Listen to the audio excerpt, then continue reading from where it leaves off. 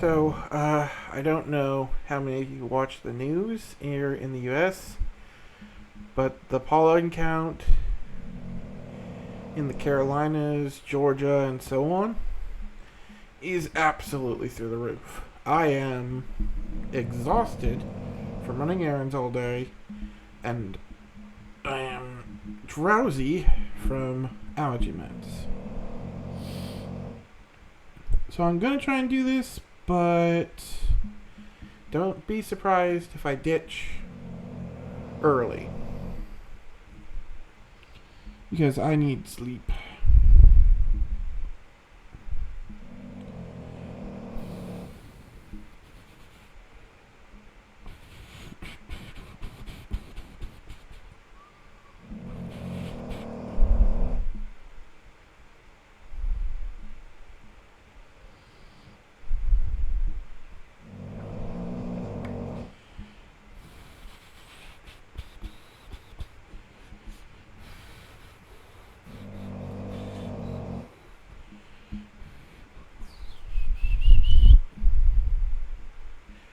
In all honesty, I kind of forgot about this, so I'm a little late today, and I'm trying to get into this as quick as possible.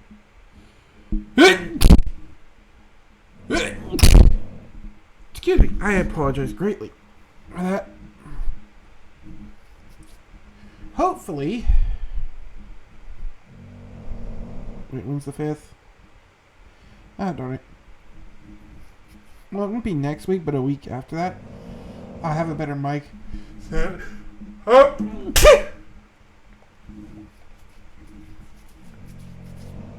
Excuse me. I'll have a better mic set up because I will be using a new headset. I've been needing a new headset for a while now.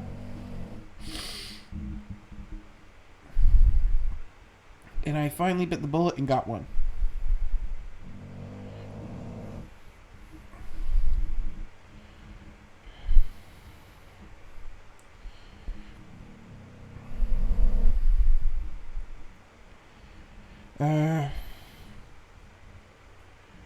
Okay. I am posting the link to the story in chat. We will be doing the epilogue. Probably part 1. We will see how long it gets. Of the epilogue to The Last Guardian. Now, I haven't fully finished looking through my notes yet, but I do believe there were 4 major points I needed to hit.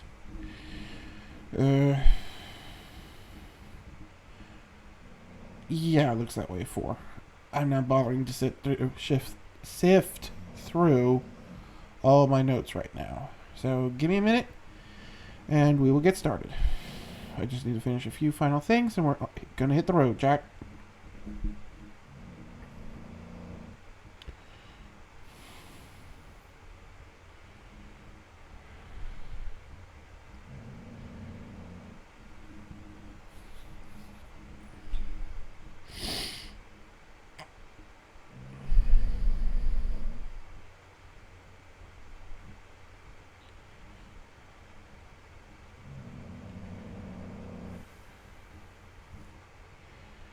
Hit the road, Jack, and don't you come back no more, no more, no more, no more. Hit the road, Jack, and don't you come back no more.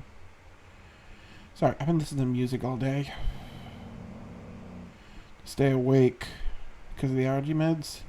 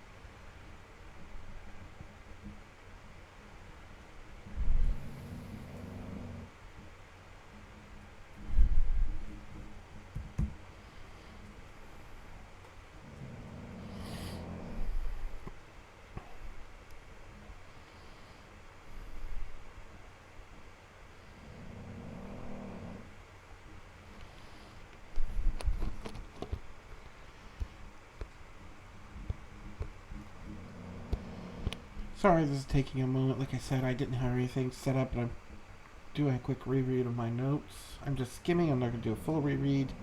I want to try and get into this as quickly as possible. And if I need to, I'll just rework some of it later.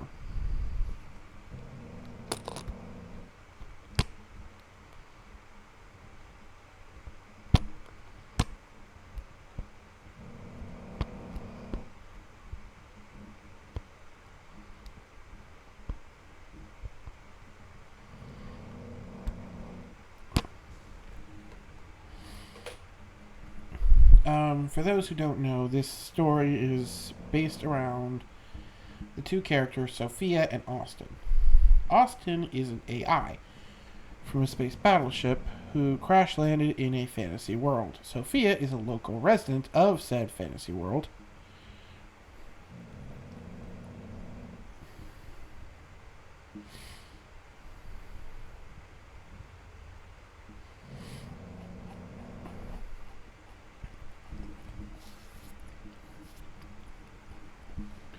Living in a small village that cropped up in the... They think it's a valley, but in actuality it's an impact crater from when Austin landed. Hold on one moment.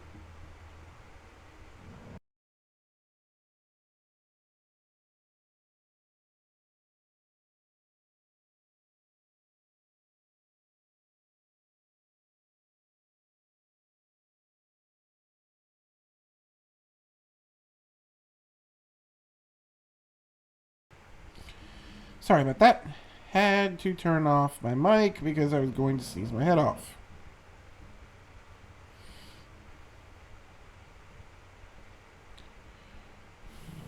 Or not.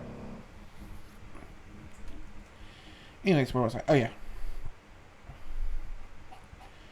So, Sophia ends up stumbling into Austin's buried ship and awakening him. Book 1 was meant to be very insular, setting up the basics of Austin and Sophia's dynamic.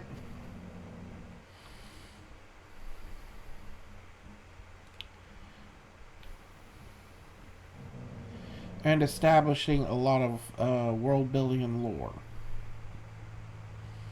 Book 2 is going to be a lot more expansive, exploring the extended world, as well as we're actually going to get into the system shenanigans and the leveling system and all this other stuff.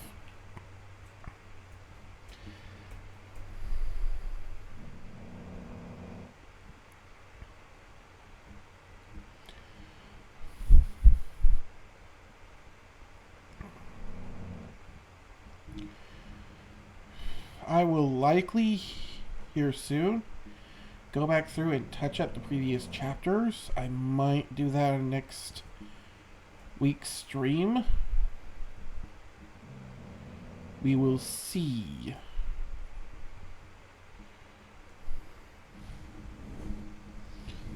And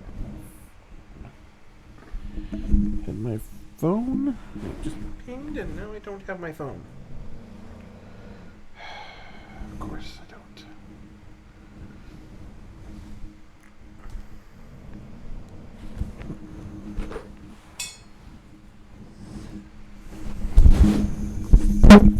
Alright. There it is.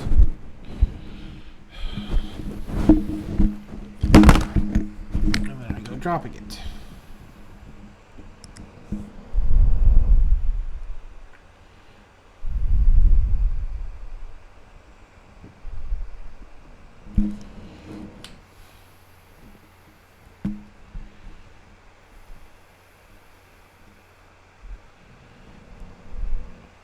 Do any of you play The Tower?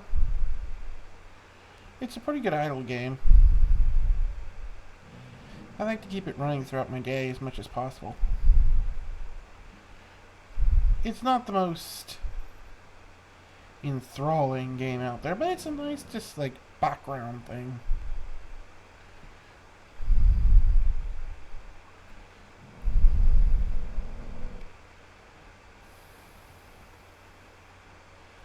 I find it really calming and useful to decompress at the end of the day.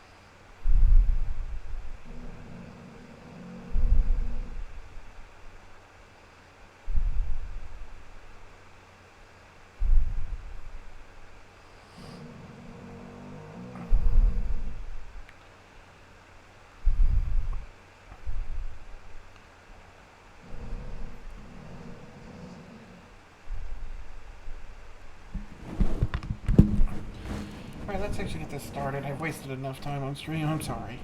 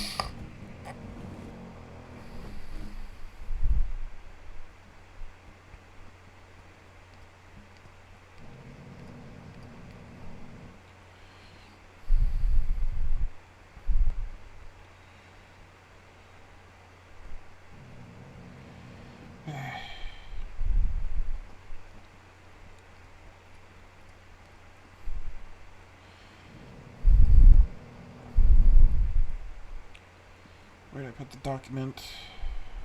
There it is.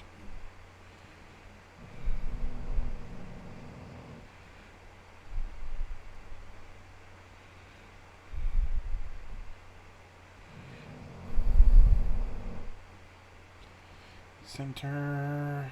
Okay, that should do it.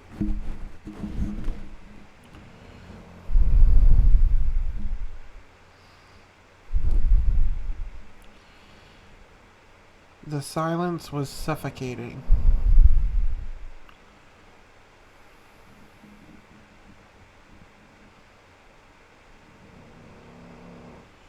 All enveloping, unyielding.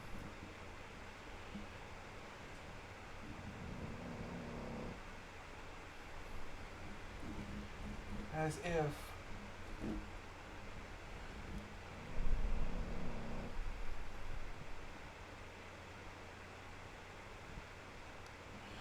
she had lost some vital sense.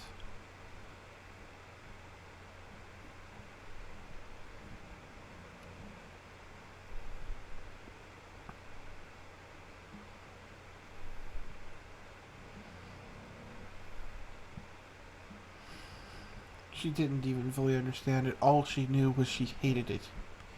That something important was missing. She wanted to scream. Scream so loud that she could drown out the empty silence.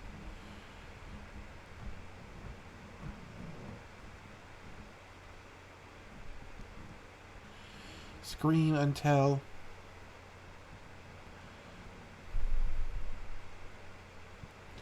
scream until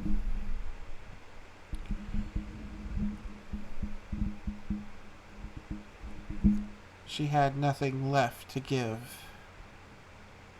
Scream. She woke up screaming.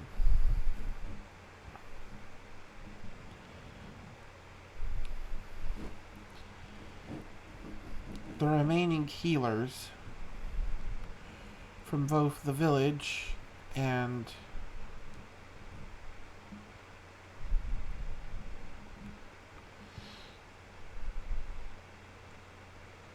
I am honestly blanking on his name. Oh, Christopher. I know I spelled it the old-timey way. Hold on.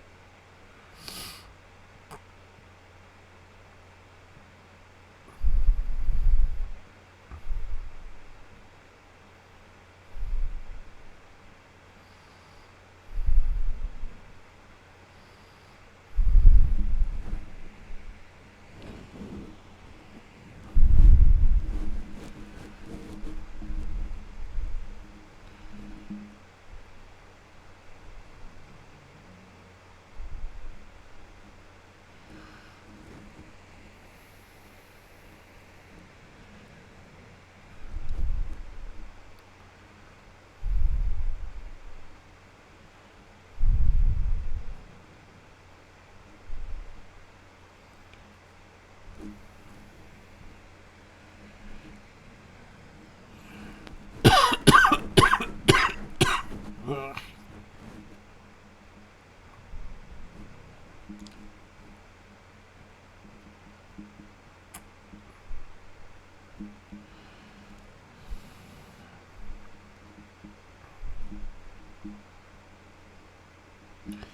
That's how you spell his name. Okay.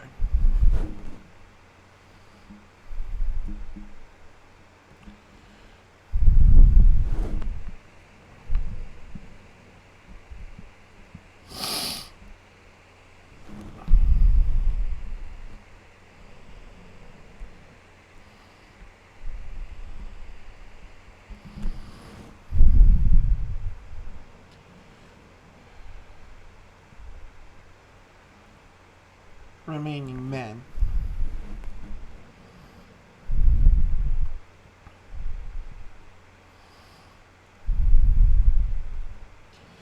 Many soldiers, town's guard, and more than a few villagers had been wounded.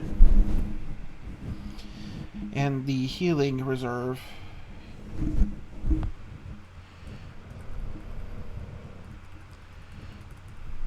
the village's reserve of healing herbs had been raided for the cause.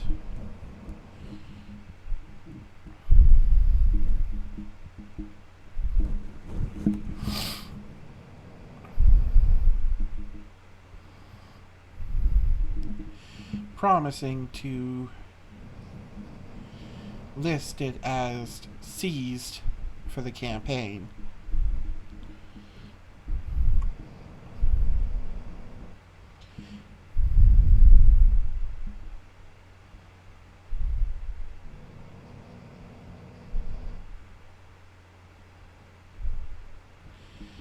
Seized for the campaign so they would not be punished for not filling their yearly requirement. Though seeing the state of the valley, he doubted they'd make next year's either, or if they'd even stick around to try and rebuild for next year. The only thing left here was the spirit, and even that was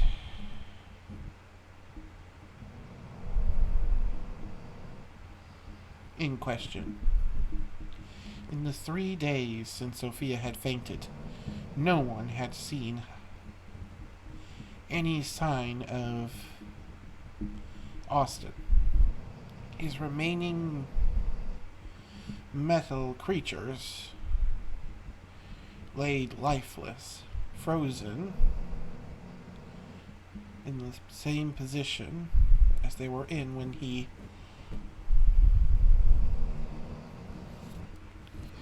struck the behemoth low.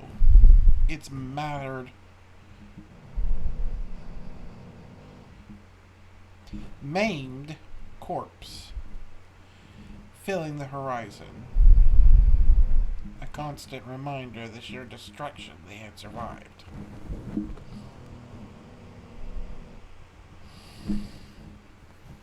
To Christopher, it was all the more proof he had backed the right player. When Austin said that he could easily defeat it,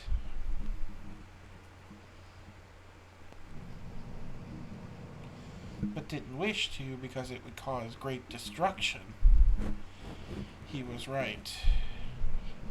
Though he wished he had done so sooner, as it would have cost him fewer men. Though he begrudgingly had to admit the spirit hadn't.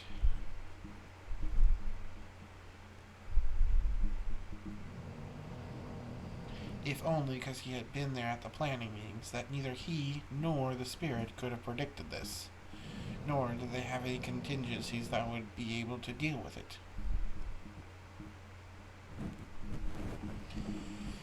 Their preparations had been thorough, their plans dynamic.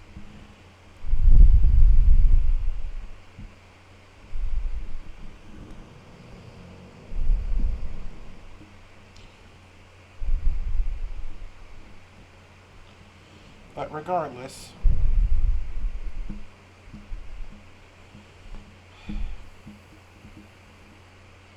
they had still lost far too many good men and women.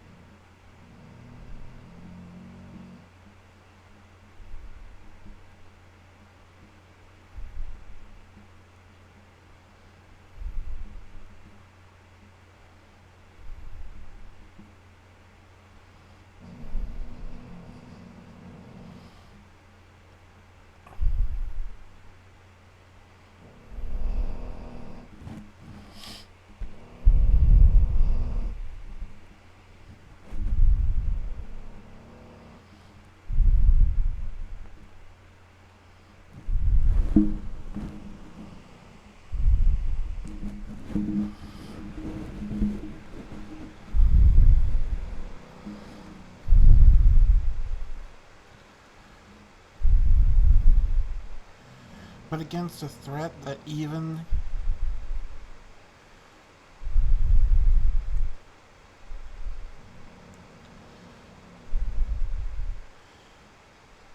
the Royal Army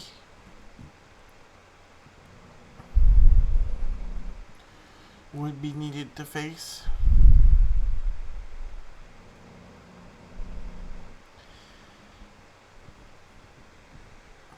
That was likely the best outcome they could have hoped for.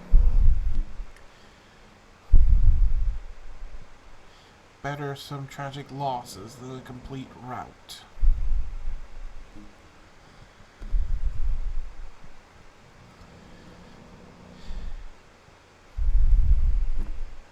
They couldn't stay much longer. Their supplies, that was a mistake.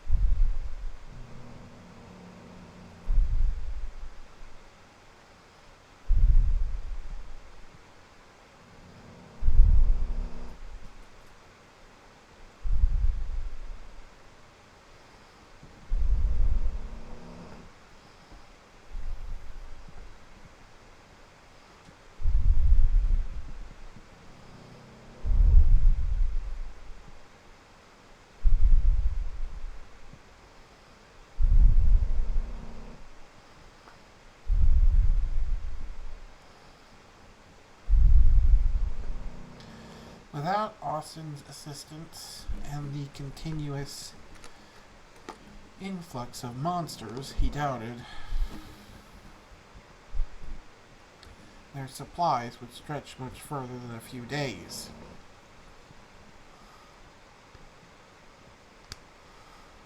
Fewer if they had to evacuate the villagers along with them.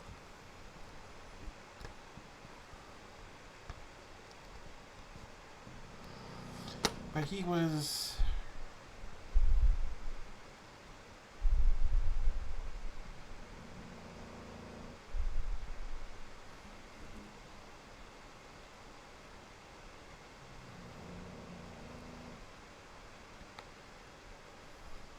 I don't think of the right word.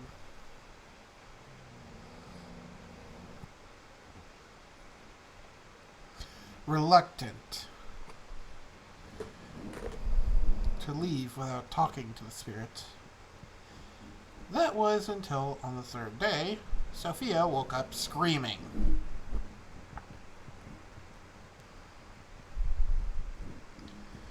The girl had been completely unresponsive. Healing magic had put her right within the first day.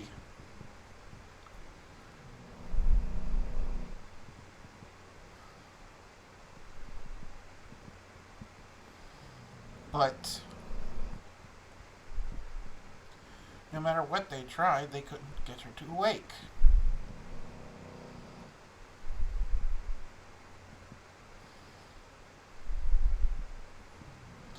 It was neither lack of mana, nor was it some form of status ailment.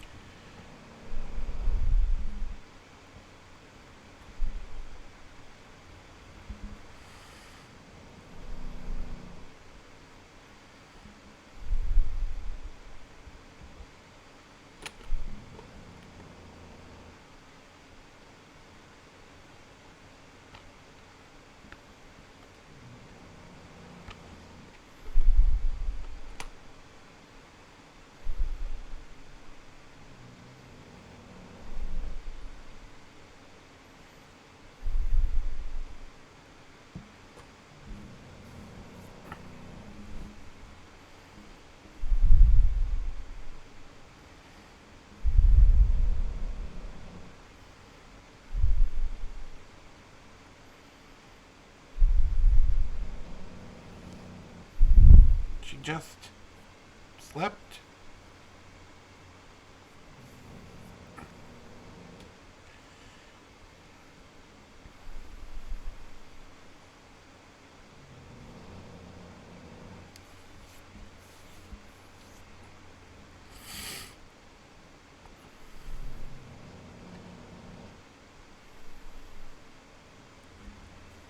But thankfully, it did not take much to calm her down.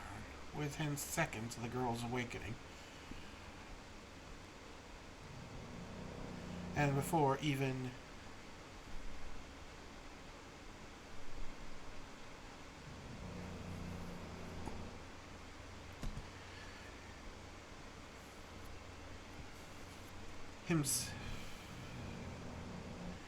himself arrived.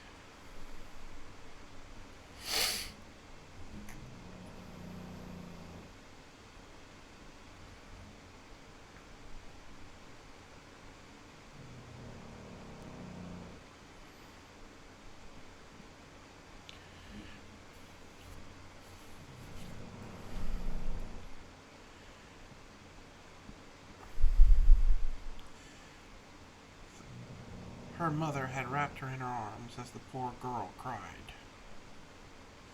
It took her a second.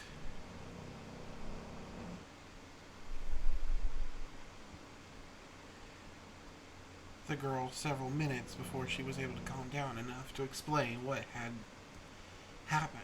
But basically, some odd sense of her empathic ability could no longer feel Austin beneath them.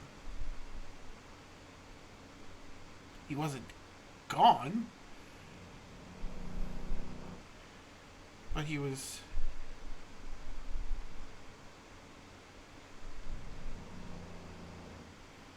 completely silent.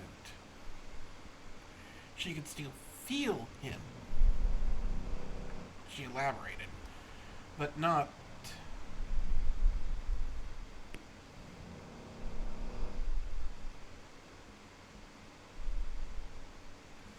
but he was completely inert.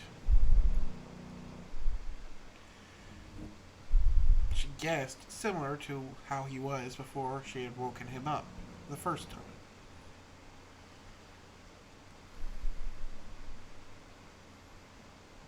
Christopher had considered trying to go further into the underground.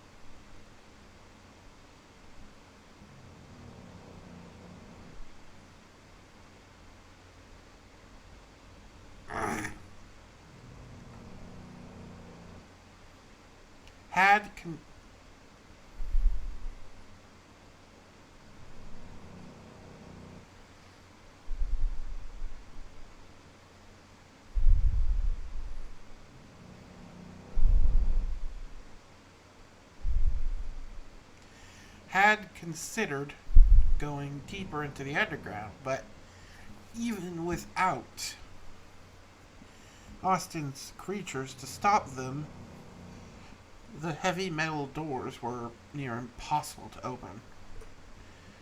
The pry bars his men had tried to use to force the gates open with had bent before even scratching whatever the metal.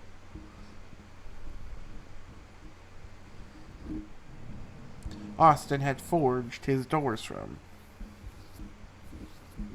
The smith had told him it was steel, but stronger than any steel he had ever seen. Not alloyed, at least not a magical alloy. He said it was too dull for that, but remarkably strong.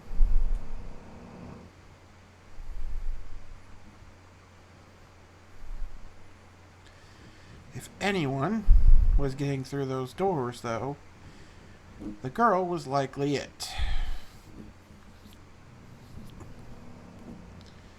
Though they weren't going to send her in after she just woke up after a 3-day rest.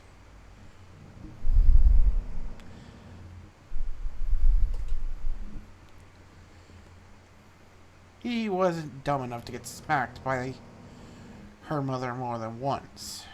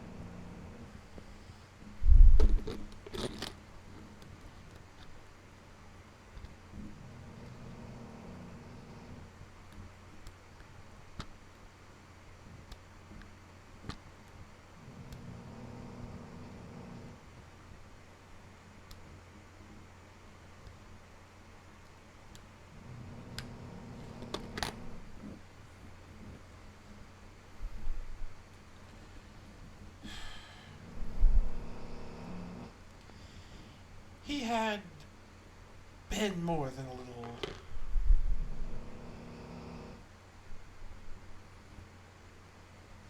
panicked after the battle and demanded answers that neither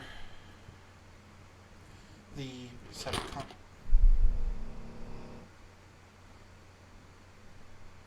unconscious girl or the recently regained conscious Catherine could answer.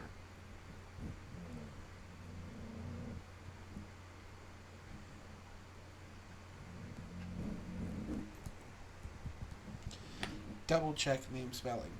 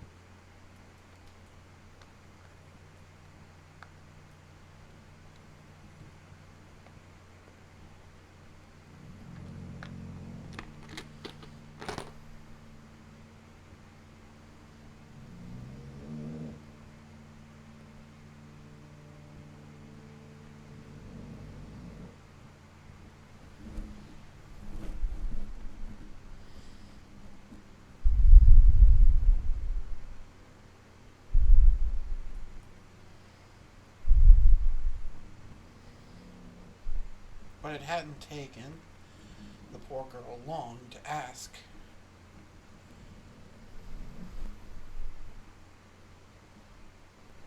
To head into the underground, something her mother refused vehemently. But the girl had heart.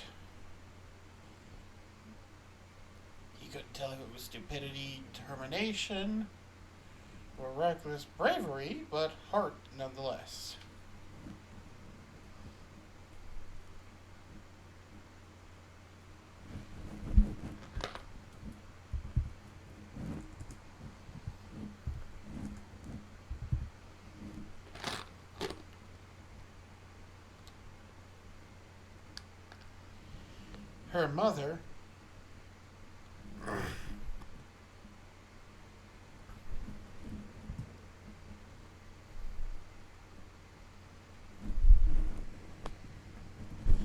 Her mother had outright refused.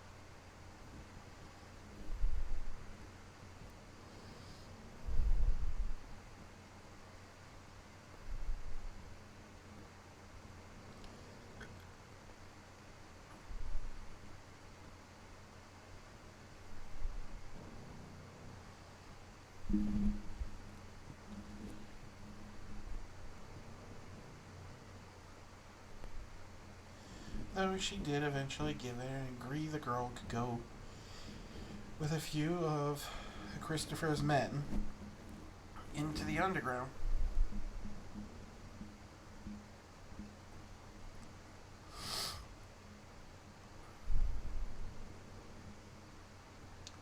The next day. The next day.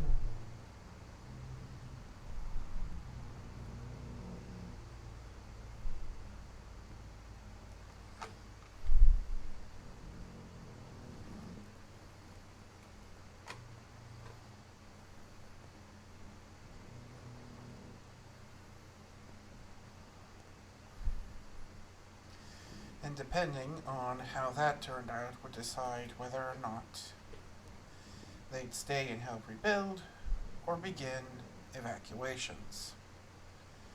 They had 3 days at most before they absolutely had to hit the road. 2 days to discover Austin's fate. At the third, they'd leave, taking the villagers with them, heading for the nearest town instead of back to base. They'd resupply there as best they could and take a roundabout route back, hitting as many towns as possible and picking up whatever loose supplies they could requisition. They weren't going to raid some farmer's larder with women on its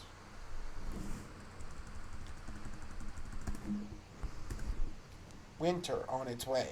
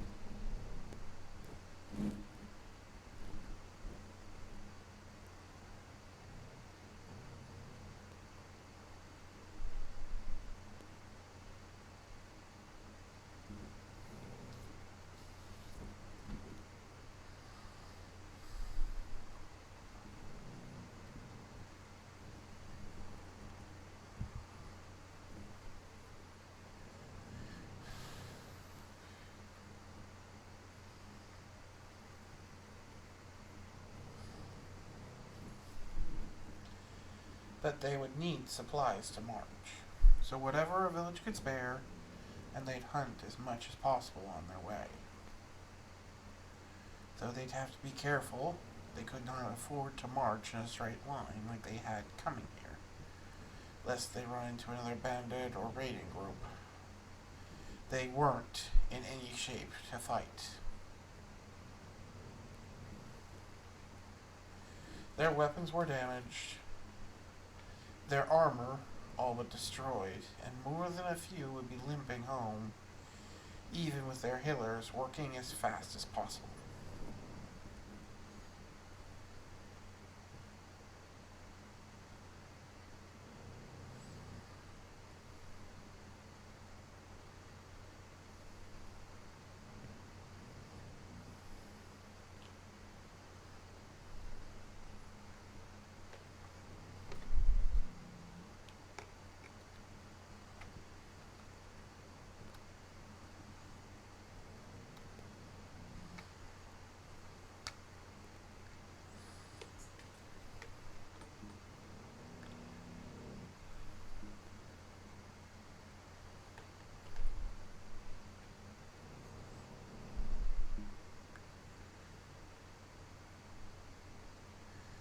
The next day, a small ragtag group made their way into the underground, now pitch black, in spite of the mage lights Catherine had cast.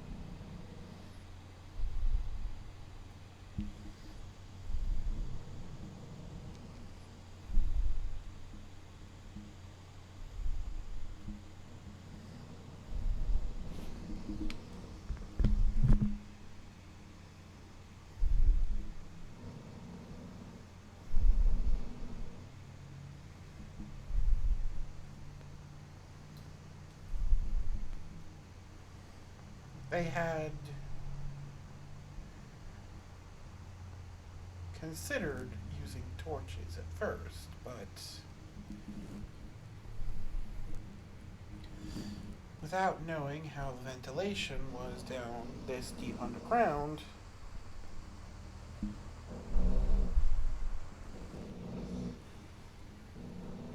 they had gone with the few remaining lanterns they could find.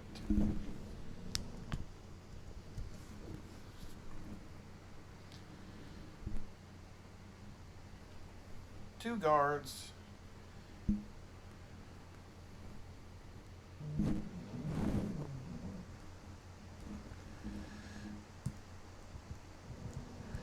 look up the named guard.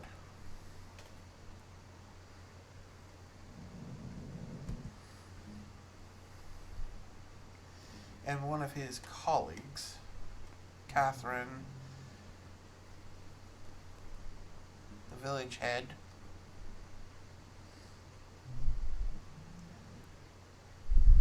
Sophia,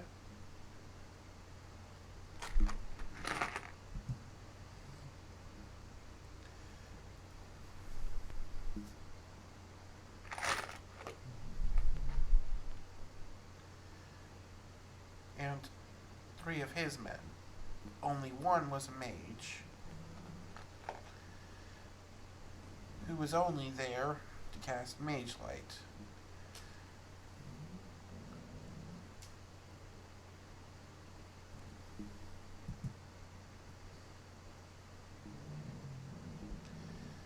Assured. He didn't want to repeat to the contract mage, but they needed the extra light. They didn't have enough lanterns to go around. And as powerful as Catherine was, there was no light this far down.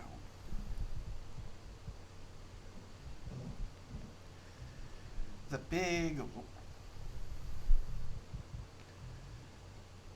metal doors that seal their way into Austin's compound proper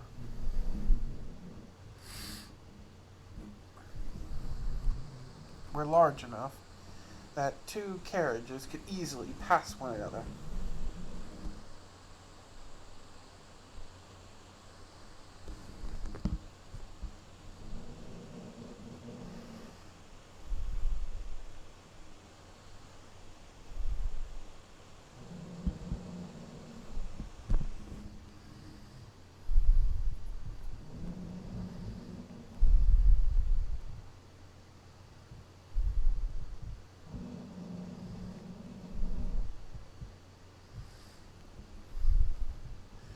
enough room for 2 or 3 men on each side.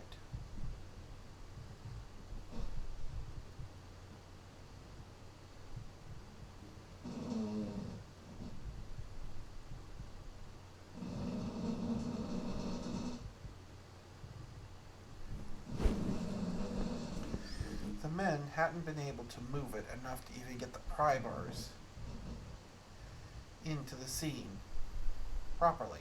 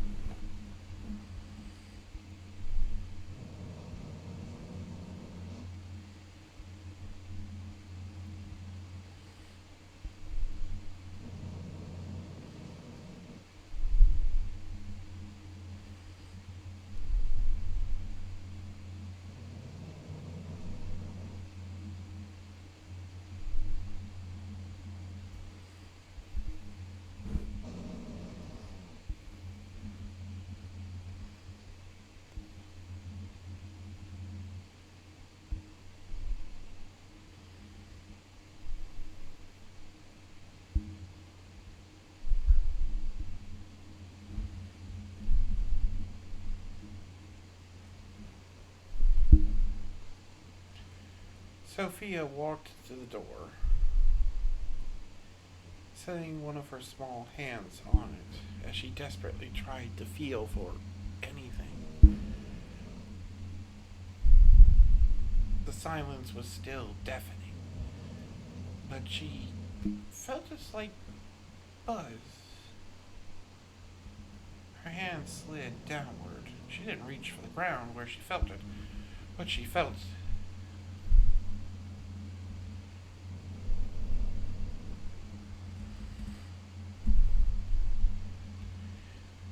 She followed it as she walked to the side, where a strange black material panel laid on the side of the door.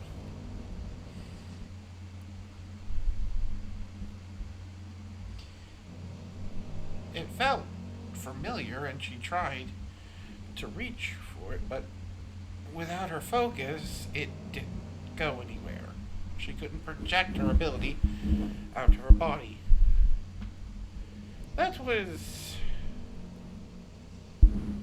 problematic. Dungeon monsters rarely dropped cores, so she hadn't been able to.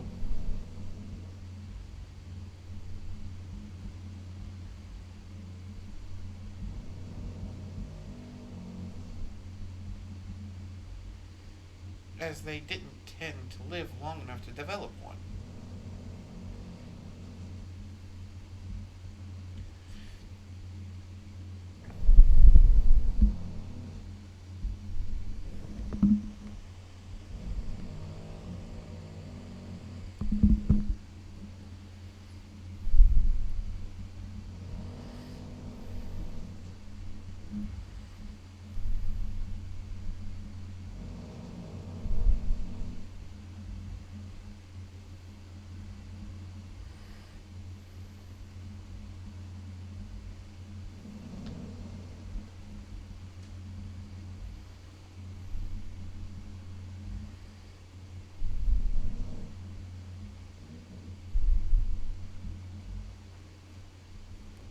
To find a new focus.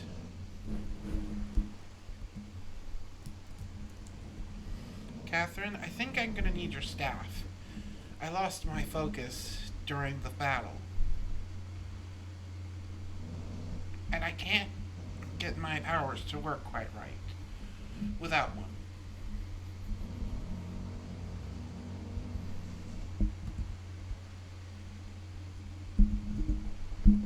Catherine glanced worriedly at her staff for a second.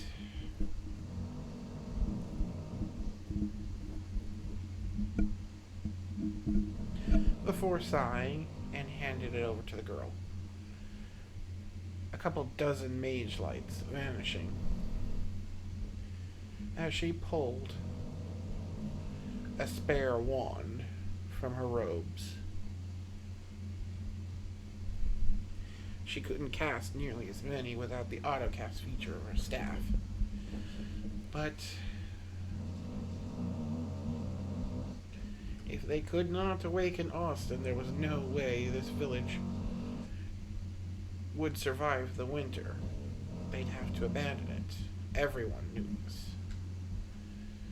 So best to give the girl the best shot at actually reaching him.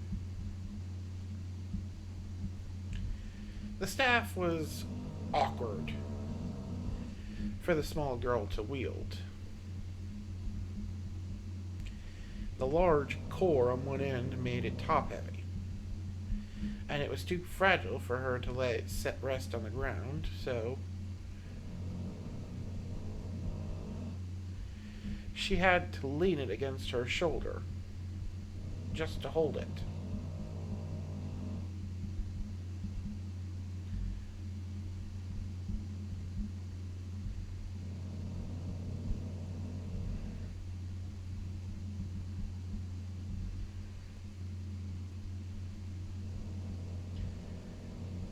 Keep it upright.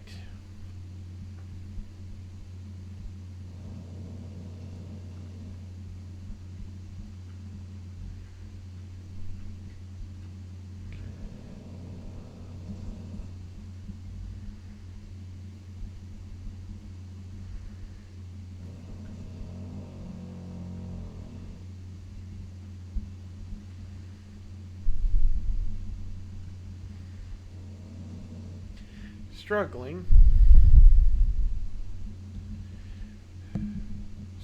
slightly to walk with the oversized magic focus slung over her shoulder, she patted her way back to the small black rectangle in the wall.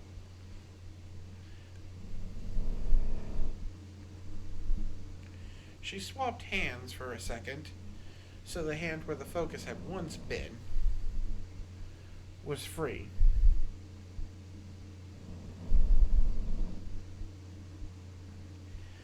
Channeling a small amount of her mana into the focus, and then a small amount of mana into her hand, she touched the screen. It flickered on for a few seconds.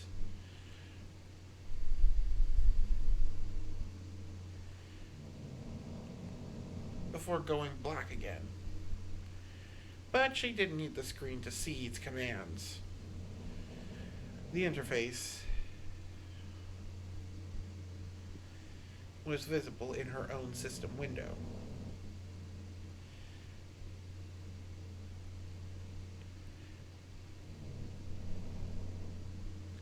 There was a bunch of options, but she paid them no mind and hit the open command as soon as she saw it. The doors groaned before slowly sliding open, lights flickering on inside before turning back off.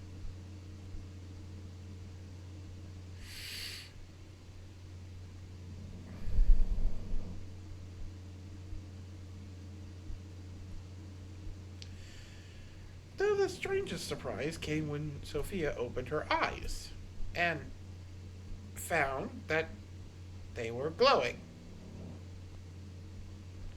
Bright enough that she could see what was directly in front of her.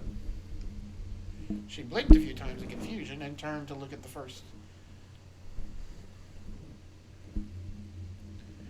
Her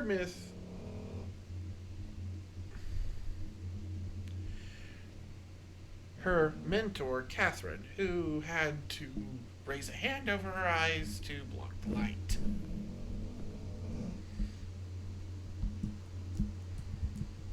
Oops. Sorry. This is new. Useful, though.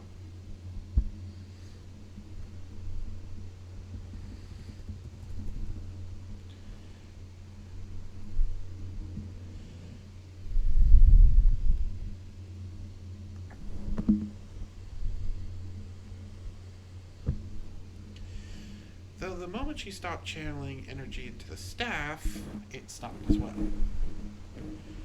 This was not going to be a good day for her meager maniples, though it had shockingly grown dramatically after the fight. It was still less than your average adult mage. Amazing for one her age.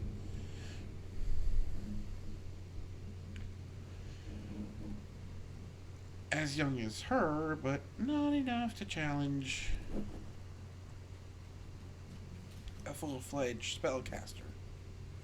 At least not yet. With another small flicker of mana, her eyes lit up again, and she led the way.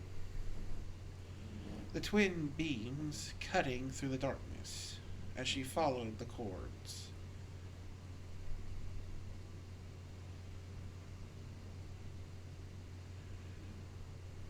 Metal vines in the walls.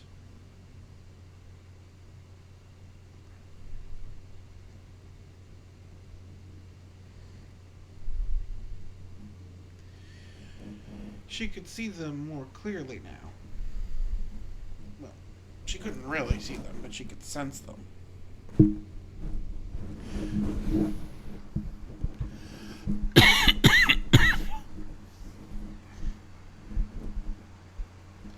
She could feel the low, pathetic thrum of Austin's final star refusing to go out. It was weak and flickering, but it was still alive. Meant Austin was likely still alive as well. At first she started to go towards it, until she realized all the power was going to one place.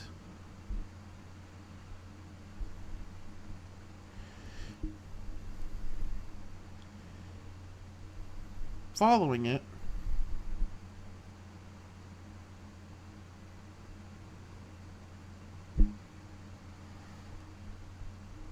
of its energy was going to one place. Following it, she found walls upon walls upon walls of strange containers.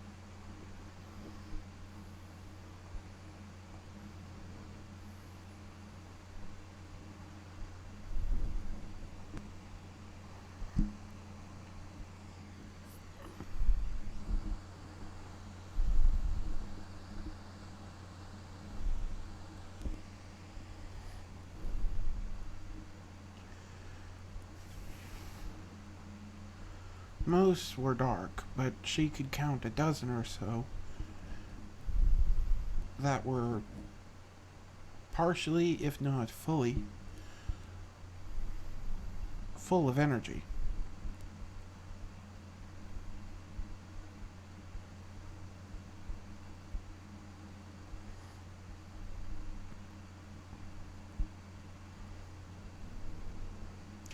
She got the feeling it wasn't a lot, though, compared to what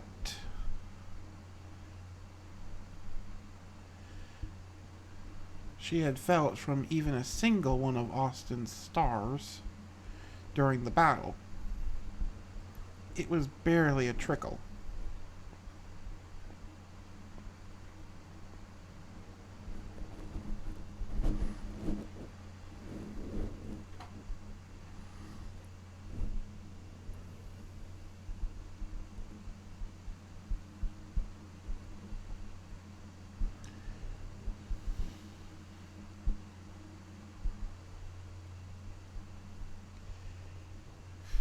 It took her a while of watching it to finally find the cord.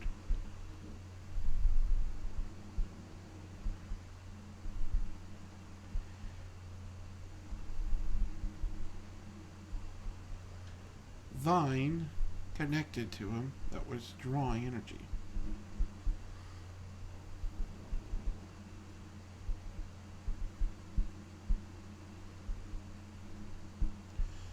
She was thankful it led here, as the complex was far more put together and sprawling than she remembered from the last time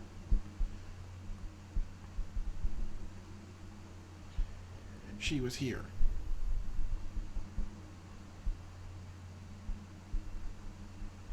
But she knew the room as soon as she had found it. It refused to open at her command, but it was nowhere near as heavy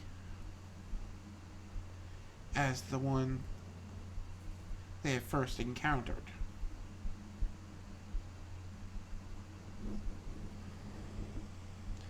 And the men were able to pry it open with their pry bars.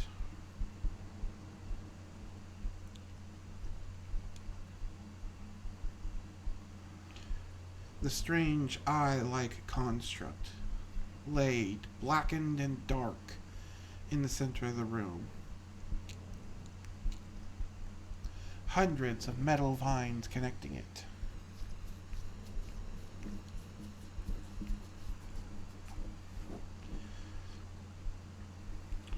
Last time she hadn't given it much thought, but as she ran her fingers over it, she could see sections of its armored shell where bits of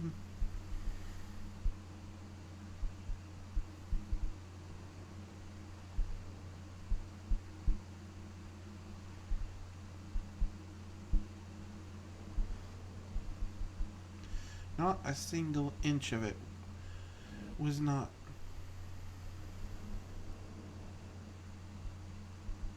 wasn't marred with chips or scratches, cuts, or in a few places looked partially melted.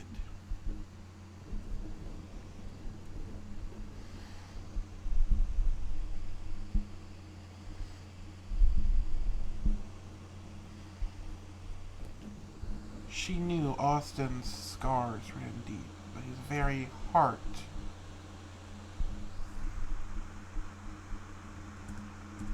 the fact that his very heart bore them as well brought tears to her eyes.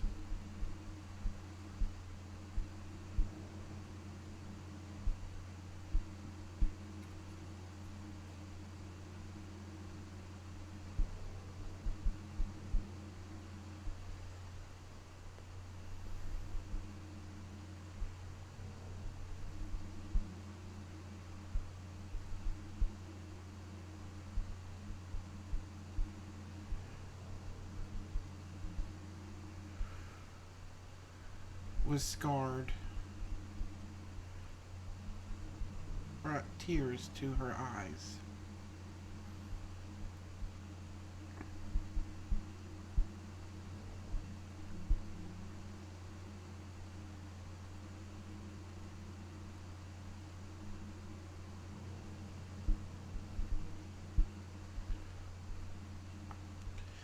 Was marred.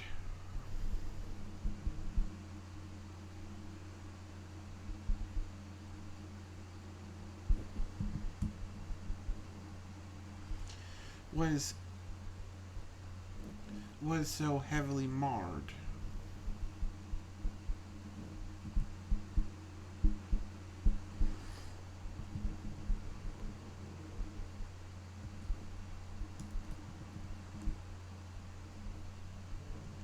I'm so sorry.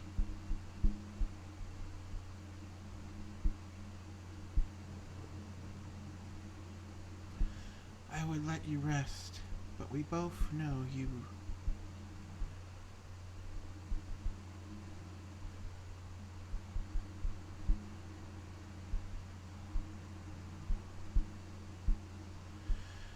wouldn't enjoy that.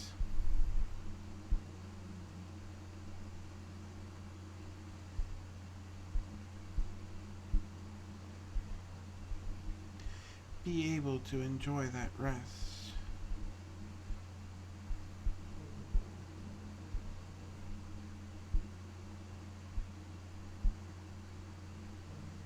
As is.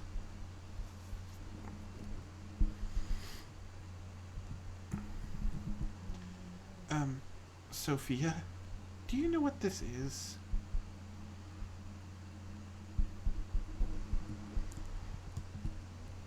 It's his heart.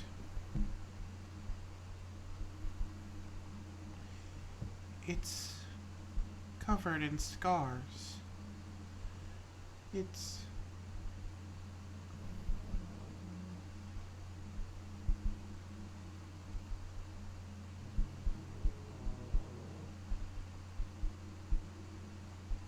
but still good.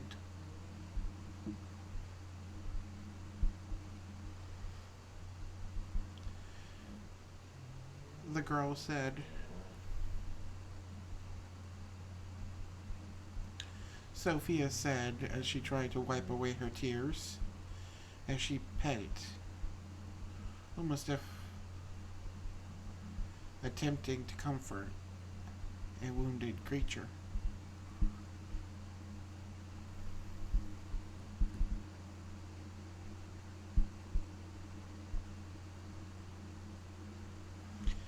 Couldn't help but fell.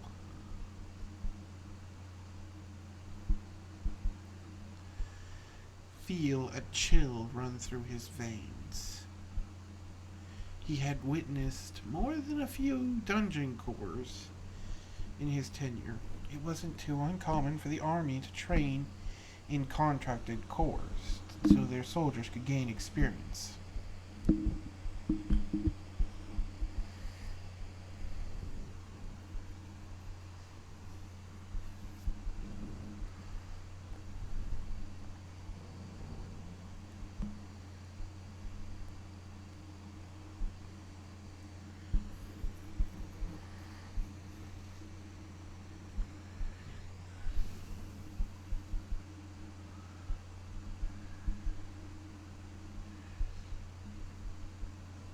What lied before him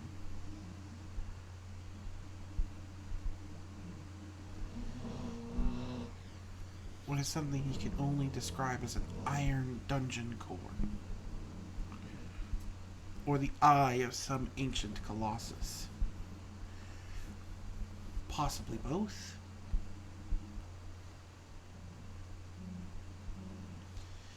Iron vines ran through every inch of this ship. Sophia had explained as much, and that was how they had found the boys.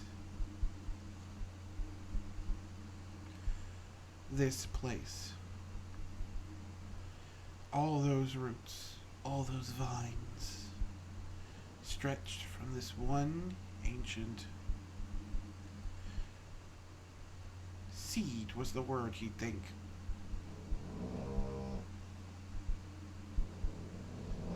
That came to mind, but it did not feel right. Neither did core. This was not a dungeon core, for the creature did not know what they were until it was explained to him.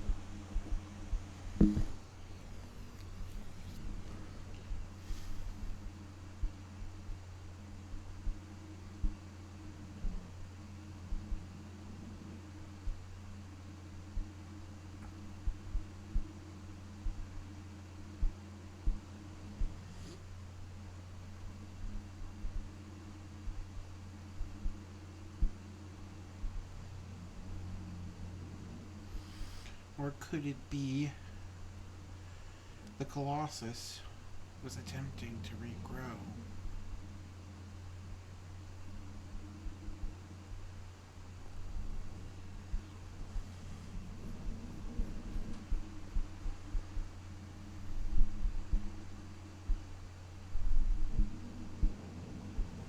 Just what was this ancient behemoth?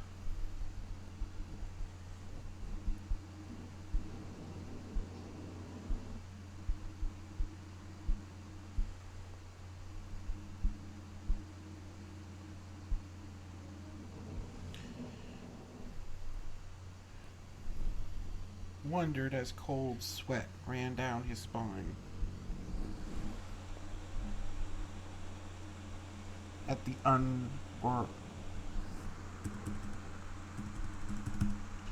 otherworldly sight.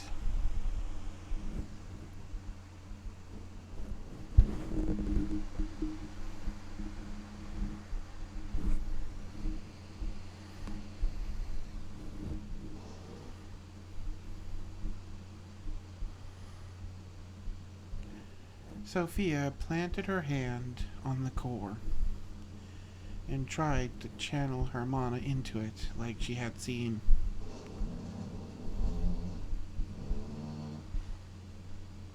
With the doors.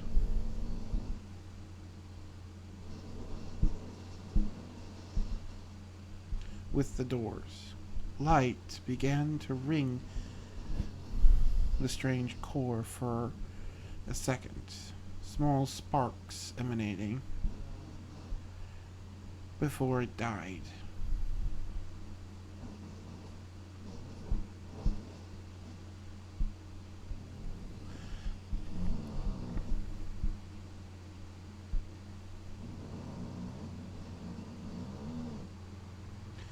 Before a small jet of sparks, and a loud pop, they died.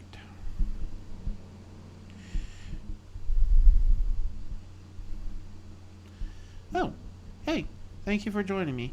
I hope you enjoy. If you have any questions, please let me know. We're almost done for the day, but yeah, we're working on my story, The Last Guardian. The link is in the chat if you want to read up on it. Just let me know if you have any questions. Yeah.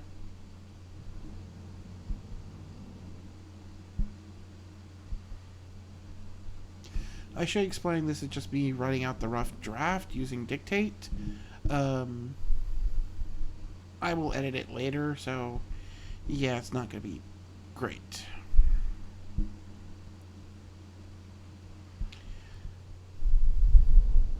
She almost swore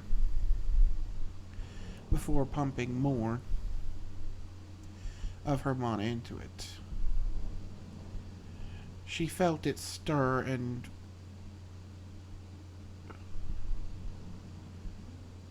fail again.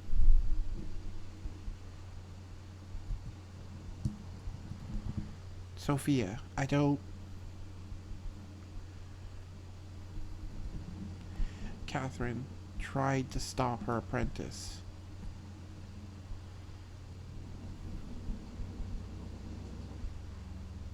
It was like watching a child.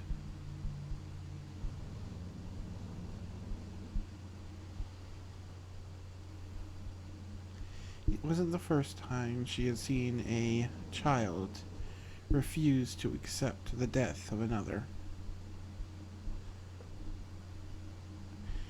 A winter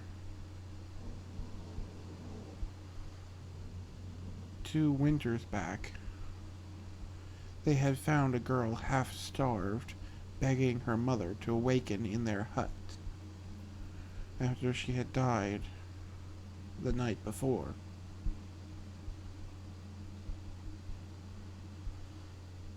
This reminded her all too much of that.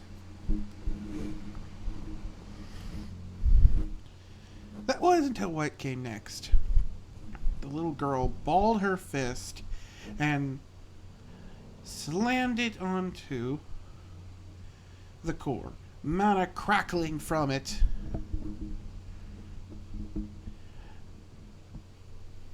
As she yelled,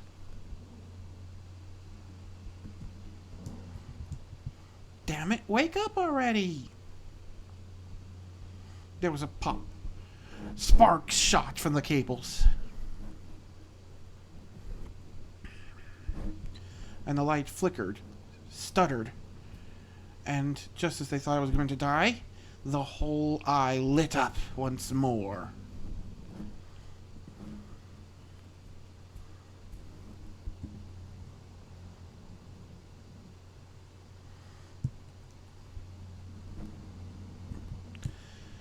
Lights in the room began to turn on before, with a flicker, they died. And the eye dimmed again.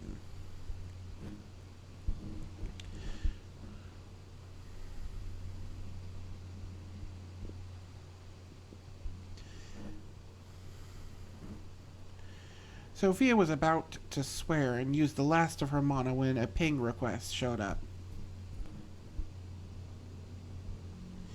in her interface.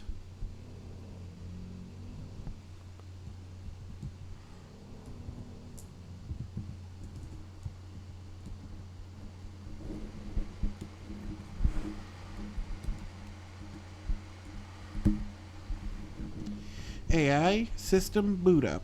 Engaged. Please stand by. Warning. Low power mode initiated. Boot process may take additional time. Please stand by.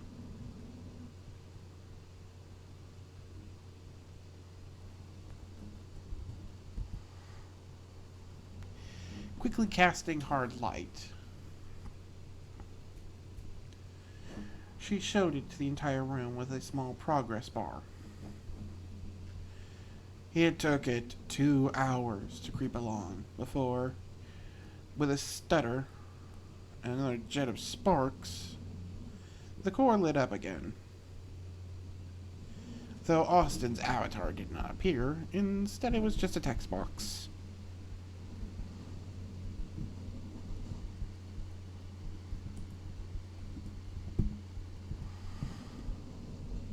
Power low. System status.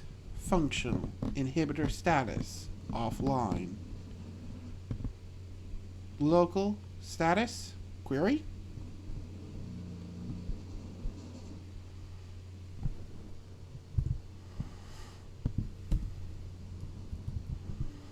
What the...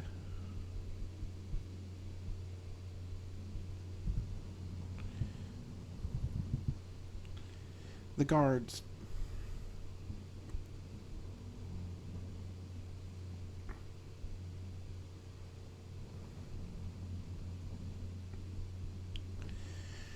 The guards started to say before Sophia explained.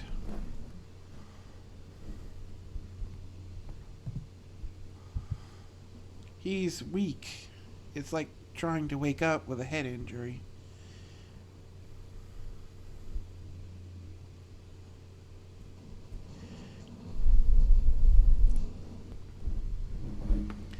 But now that he's awake, he can work on fixing himself.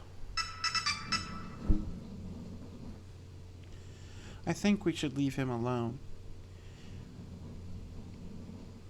He doesn't have much to work with at the moment, and he's using a lot of it to try and communicate with us. Best to let him heal.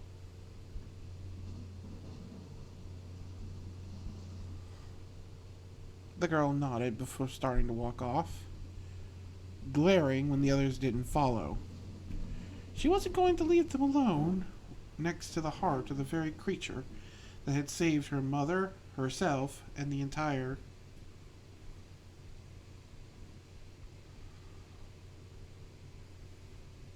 what was left of the village.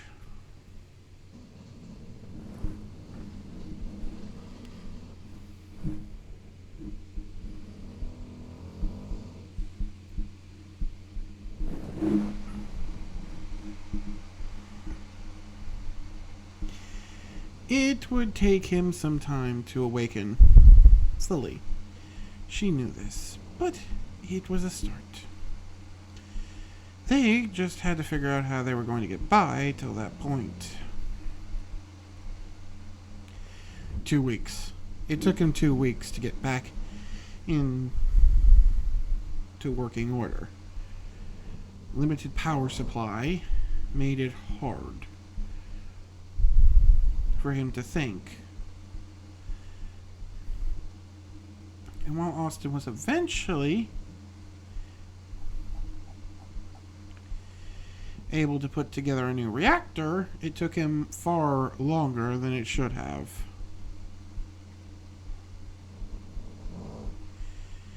He had to put off,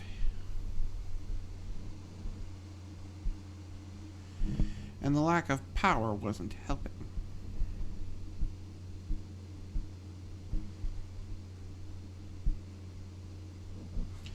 But he had got a new reactor online.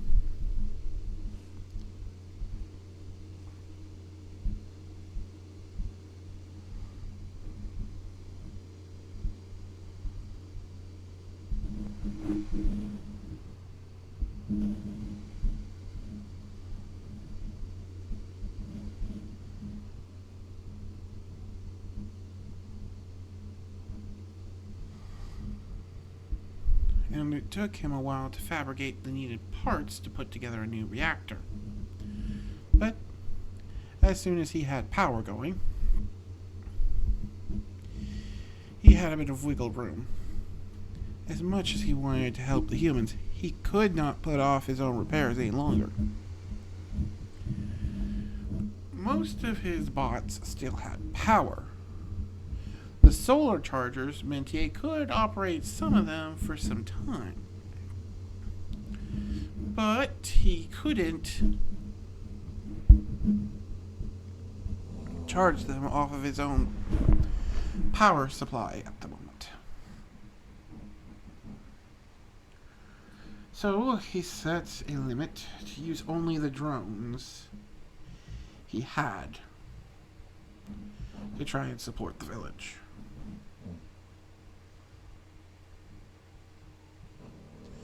Roughage wasn't the best, but it was edible.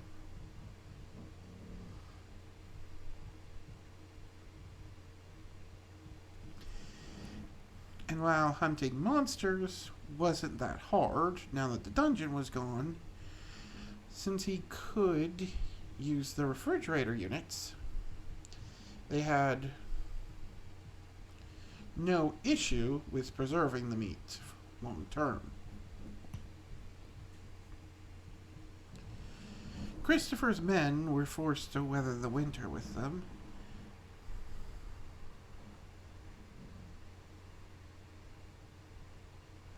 Or at least the first few days of it. After being gone for almost 3 months, someone had finally noticed they were missing. An entire contingent equal to what he had lost.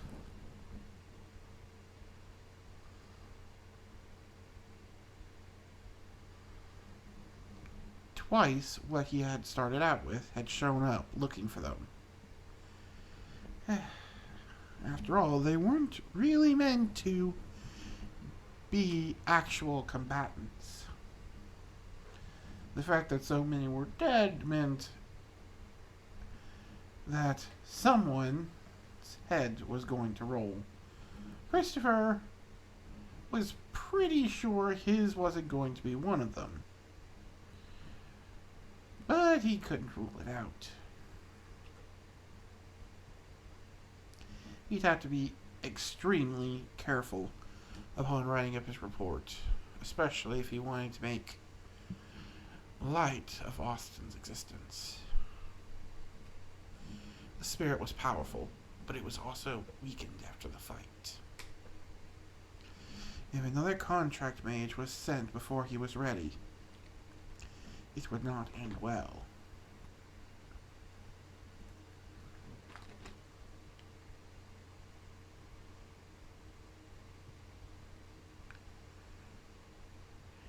It would not end well.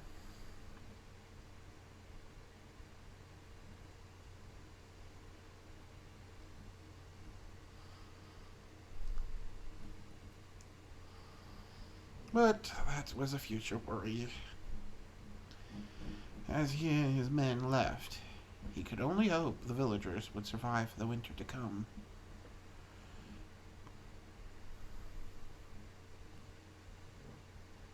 with their protector awakened and working around the clock,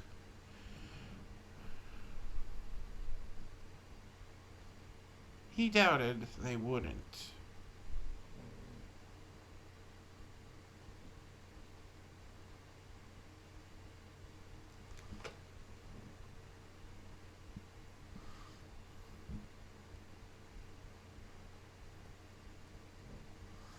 I think I'll call it there.